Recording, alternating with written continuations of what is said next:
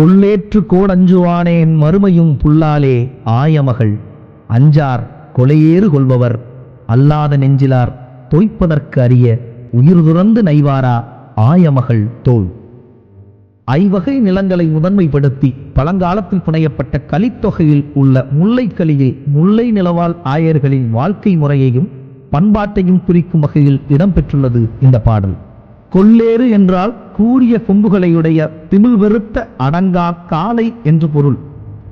இவ்வகை காளைகளை அடக்கும் காளையர்களை தான் சங்க காலத்தில் முல்லை நிலத்தில் வாழ்ந்த ஆயர் குல பெண்கள் மனம் புரிந்திருக்கிறார்கள்.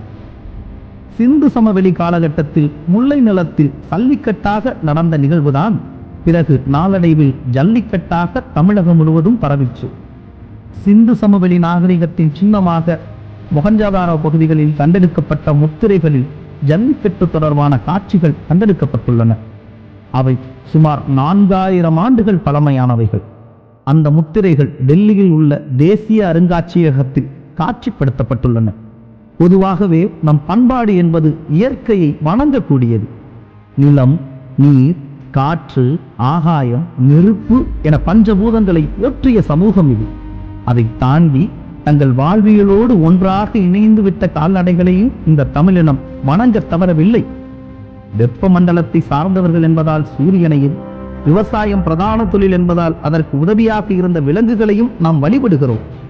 அதற்கு நன்றி தெரிவிக்கும் திருவிழாவான தைத்திருவிழாவில் ஜல்லிக்கட்டை நடத்தினோம்.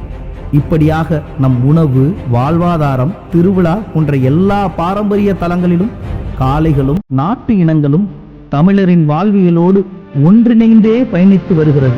ஆனால் நம் வரலாறு பற்றி ஒன்றுமே அறியாத பீட்டா என்கிற அமைப்பு நீதிமன்றம் மூலமாக கடந்த 2014ஆம் ஆண்டு நம் ஜல்லிக்கட்டை தடை செய்தது. தடை செய்தால் விடுவோமா?